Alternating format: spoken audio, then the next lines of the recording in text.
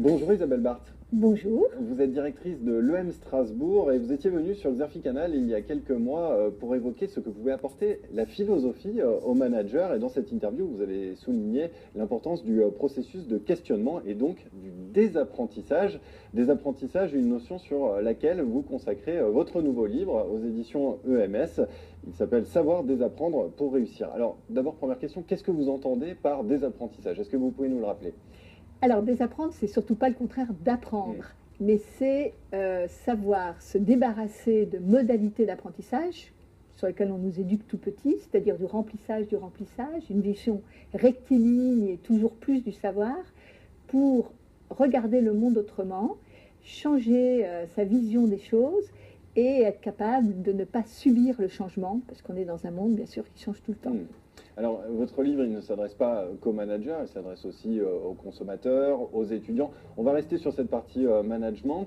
Est-ce que savoir désapprendre cette obligation, pour reprendre votre terme, cela signifie que le manager aujourd'hui, il est confronté à des dogmes, à un prêt-à-penser? Oui, Oui. clairement. Le manager manque souvent d'imagination et de créativité. D'ailleurs, il y a des écoles pour ça. Mais en fait, il est souvent sous l'impulsion du prêt-à-penser, des bonnes pratiques, et il ne se donne pas les moyens de se poser et d'être face à lui-même, face à ses échecs, face à ses insuccès, face aussi aux interpellations des personnes qui collaborent avec lui. Et sa formation a une part de responsabilité là-dedans? Clairement, Mm. ça commence à la maternelle, Mm. ça termine avec les études supérieures, c'est le toujours plus plutôt que le toujours mieux. Hmm. Alors, je voudrais que l'on parle du processus de désapprentissage. Comment faire une fois que la notion est posée? On s'interroge. Vous dites effectivement, à juste titre, qu'on ne peut pas faire reset dans une organisation. Voilà. Alors en fait, il faut plusieurs choses. D'abord, il faut accepter d'être lucide face à des choses qui ne fonctionnent pas. Alors qu'on est dans un monde où il faut que tout aille bien, particulièrement dans l'entreprise. Commencer à dire que les choses vont mal, on est mal perçu, on est porteur de la mauvaise nouvelle. Hmm. La deuxième chose, il faut se donner du temps. Et il faut pratiquer de temps en temps des zones délibératives, c'est-à-dire être dans le débat. La troisième chose, il faut utiliser des outils qui ne sont pas toujours les outils de consommation, justement, de prêt-à-penser, mais des outils critiques. C'est pour ça que dans ce petit livre, je reprends des théories. On pense que la théorie est un vieux truc poussiéreux sur une étagère, pas du tout.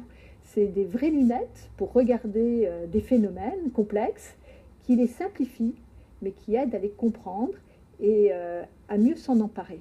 Alors, j'ai noté cette phrase quand même qui m'a marqué. Il faut savoir réhabiliter le conflit, réhabiliter le manque et la frustration pour les transformer en controverse apprenante. Ouais. Qu'est-ce que vous voulez dire par là? Eh bien, C'est violent quand même. oui, ben on apprend beaucoup plus de ce qui ne va pas Hmm. que de ce qui fonctionne. Ça, c'est le problème de l'organisation. Vous arrivez dans une entreprise et vous demandez, mais pourquoi on fait ça? Parce que. Et pourquoi on fait comme ça? Parce qu'on a toujours fait comme ça. Et l'idée, c'est en effet la controverse, le débat.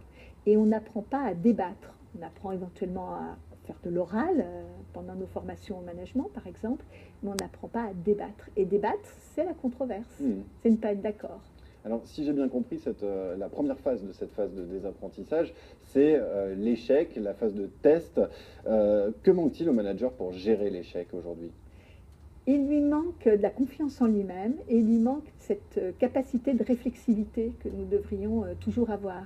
Il y a un chapitre sur le chercheur et le doctorat et je pense que c'est une compétence qui n'existe pas, non codifiée, c'est la réflexivité. Pourquoi je fais comme ça? Pourquoi je travaille comme ça? Ces petites questions qui permettent d'avancer et puis de prendre du recul. Dernière question, Isabelle Barthes. Selon vous, sur quel sujet aujourd'hui les managers sont-ils le plus désarmés?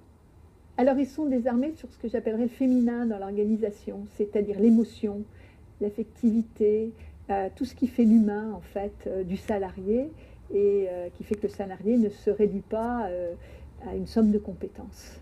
Ils sont trop sur les aspects rationnels, en fait. Ils sont beaucoup trop dans le rationnel. D'où l'intérêt de savoir désapprendre pour gérer donc cet aspect féminin dans les organisations. Par exemple, oui, je pense qu'on irait vers quelque chose où il y aurait un équilibre beaucoup plus important entre le savoir-faire, le savoir-être et aller vers une performance qui ne serait pas qu'une performance économique.